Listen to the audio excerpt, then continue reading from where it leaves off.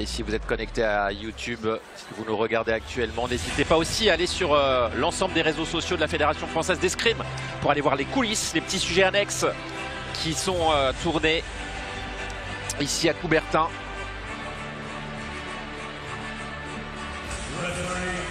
Et qui vous permettent d'aller découvrir un peu les backstage. Puis qui vous permettent aussi de découvrir les tireurs peut-être plus personnellement, de découvrir leur personnalité. Et c'est assez intéressant de voir qui ils sont au-delà de l'escrime qui nous montrent. Allez, c'est parti. Nous saurons dans 3 fois 3 minutes maximum qui sera l'autre finaliste de cette compétition.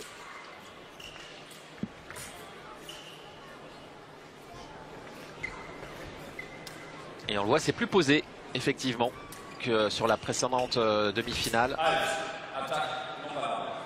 C'était prévisible, hein. Il va y avoir pas mal d'observations, beaucoup de jeux et d'échanges entre les deux.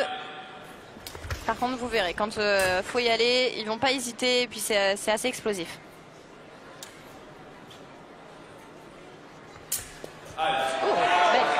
Il a tenté le fouetté Fauconnier et il s'est pris une parade riposte.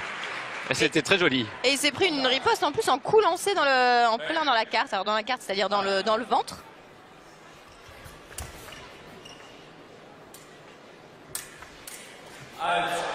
Oh, il fallait la chercher cette touche. Hein. Alors vous verrez avec Fauconnier, ce qu'il y a de très fort, c'est que où que soit positionnée sa main, sa pointe est sur la cible.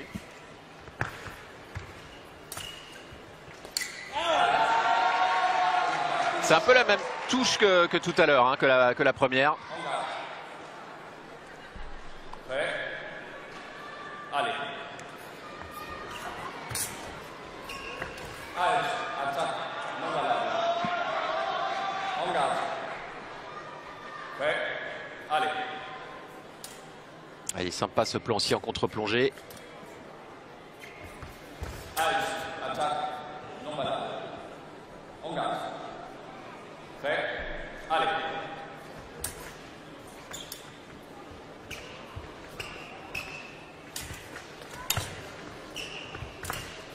C'est très beau. Ouais. Beaucoup d'échanges. En garde. Ouais, beaucoup de prise de fer, ça c'est sympa. Allez. Allez. Oh, j'ai cru que ça allait toucher non valable. Et ça touche vraiment à la limite hein, de l'épaule et de la cuirasse. Fauconnier qui revient, égalité de partout. Alors qu'on a disputé un peu plus qu'une minute de jeu dans cette première reprise. Il est toujours là, la pointe devant. Il saisit vraiment la moindre occasion, la moindre opportunité là, pour venir raccrocher.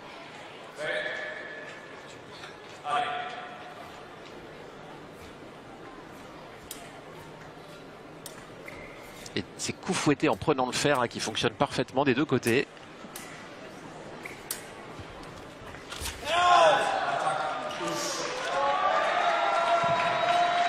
Oui, oui, il s'arrête, il y a trop de déchets, on va dire, dans cette action. Ouais, d'ailleurs, l'Italien qui ne demande pas la vidéo parce que c'est assez clair. Oh, alors, qui fait une remise, qui a repris la priorité, parce que là, les deux font une action pareil en coup lancé, qui ne touche pas.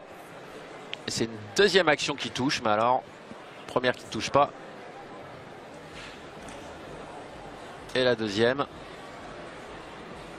Moi, je me prononce pas là-dessus.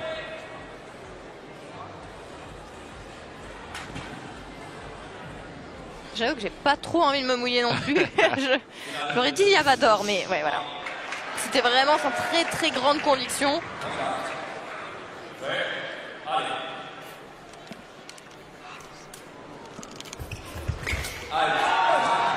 L'attaque qui part de droite, mais qui ne touche pas dans le dos.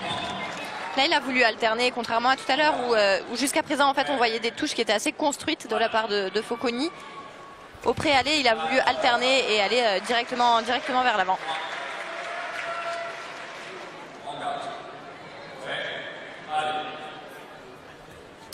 Il y a une prise de fer à gauche. Oui. Alors, on l'a bien entendu et l'arbitre ne s'est pas trompé.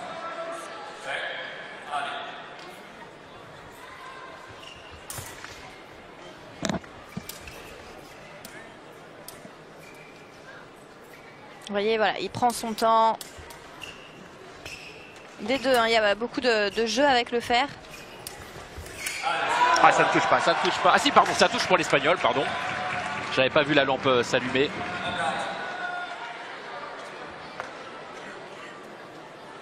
Ils sont tous les deux hein, vraiment avec la pointe très en l'air, mais qui finit toujours bien dans la cible.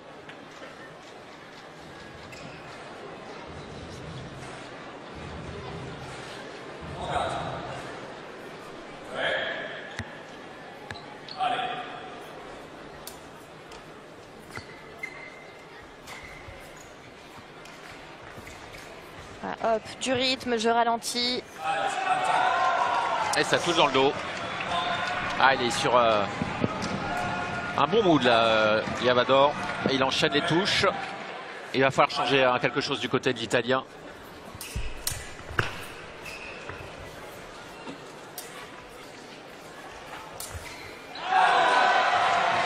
Une fois de plus qui marche un peu trop là. Et en tout cas, il fait un bel arrêt l'Espagnol.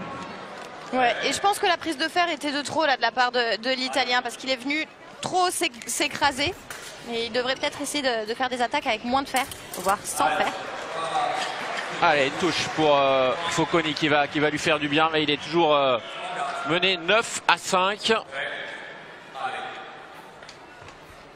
45 secondes à disputer avant la première minute de pause.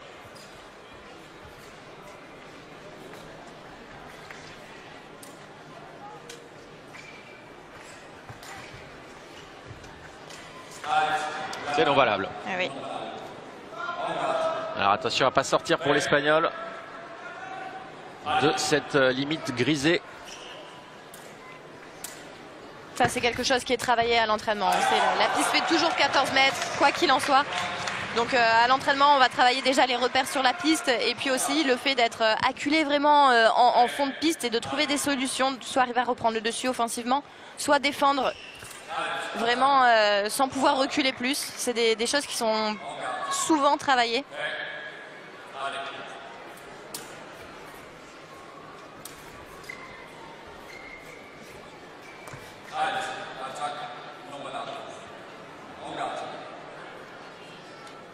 Allez, il y a de l'intensité physique hein, qui est donnée quand même. Et n'oublions pas qu'ils ont fait beaucoup de matchs, hein, ces garçons, tout au long de cette journée. C'est leur 5e match en 15. Paratripos, non. Et c'est l'Italien. 10-6, il reste 6 secondes à disputer. On va sûrement rester là, dans ce tiers-temps.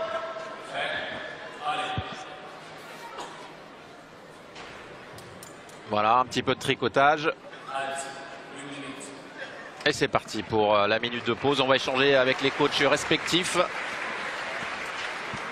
Oui, Filippo Romagnoli pour Alessio Focconi, son coach, qui lui amène une chaise pour pouvoir un petit peu lui permettre de s'asseoir, de récupérer un petit peu d'énergie dans les jambes, puisque je ne sais pas si vous vous rendez compte, hein, mais la tension qu'il y a dans les jambes, ça demande vraiment beaucoup. C'est vrai qu'on parle souvent du cyclisme pour les cuisses, mais l'escrime c'est pas mal aussi, parce que vous devez être fléchi en permanence.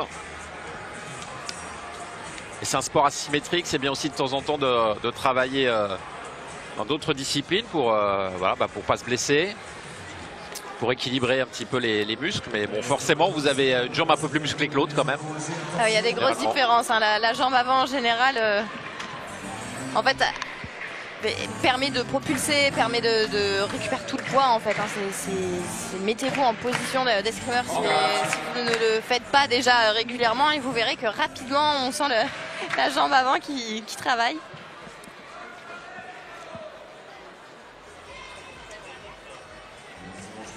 Allez, l'objectif de Focconi, c'est de revenir. Il a 4 touches de retard sur son adversaire espagnol.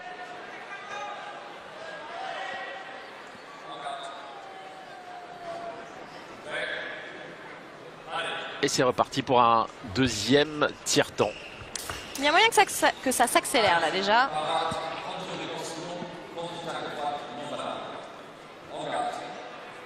On a eu deux belles demi-finales en tout cas. Hein.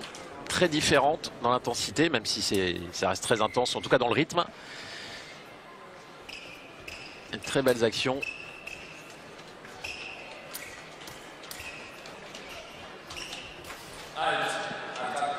L'attaque qui est non valable.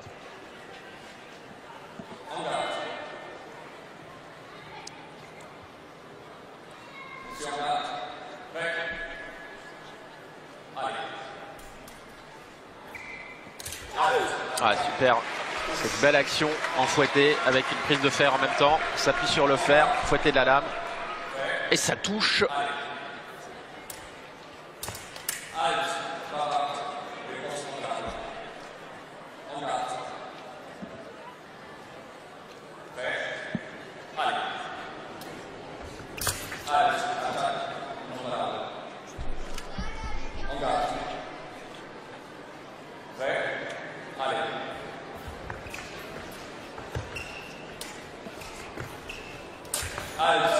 Et sur la marche de l'Espagnol, la touche italienne.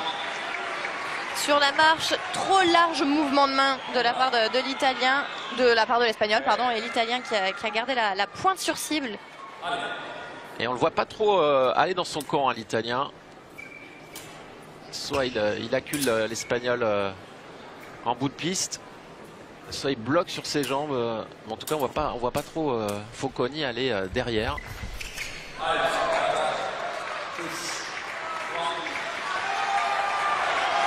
Vous voyez, il est venu monter la main. Hop.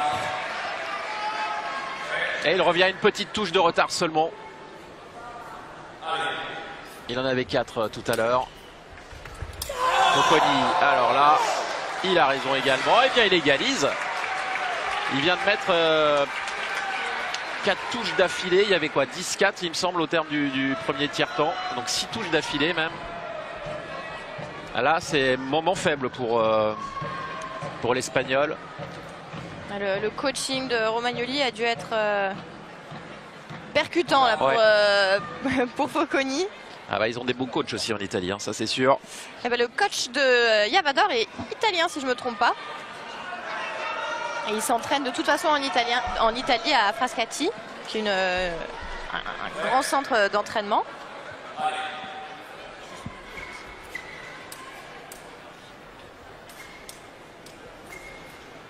Cette petite prise de fer là, avec ses pointes en l'air. En fait, ça permet de rassurer, de prendre le fer. Ouais.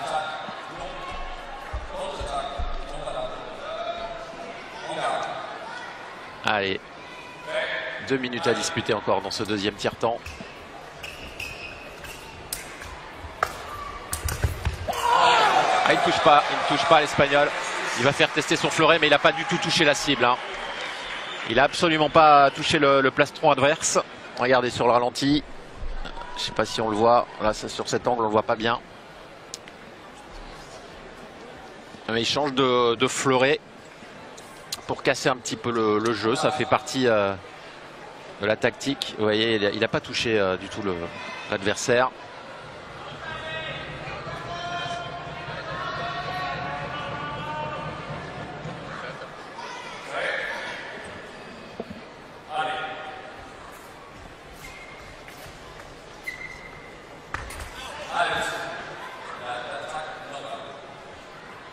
Contre-attaque qui est non valable. Voilà. L'Espagnol qui se rassure en testant la cuirasse adverse. Mais il n'y a pas de problème à ce niveau-là. Une seule lampe. Il arrive à râler même quand on lui donne le point. Bon après, parce qu'il n'y a qu'une lampe et que l'arbitre lui donne tort. Mais il n'était pas d'accord avec la décision de l'arbitre.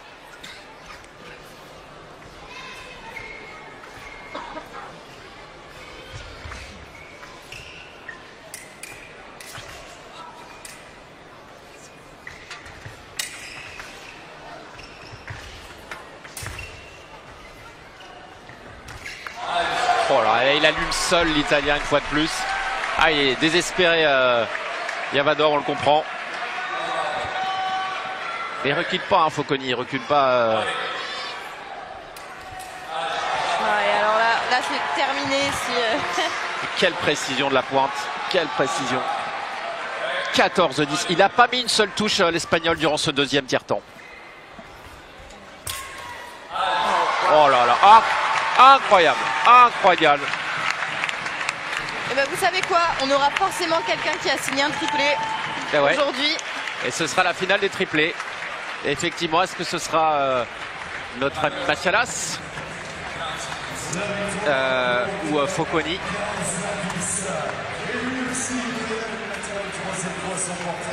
Quel match de l'Italien, parce qu'il était quand même en mauvaise posture au terme du premier tiers-temps.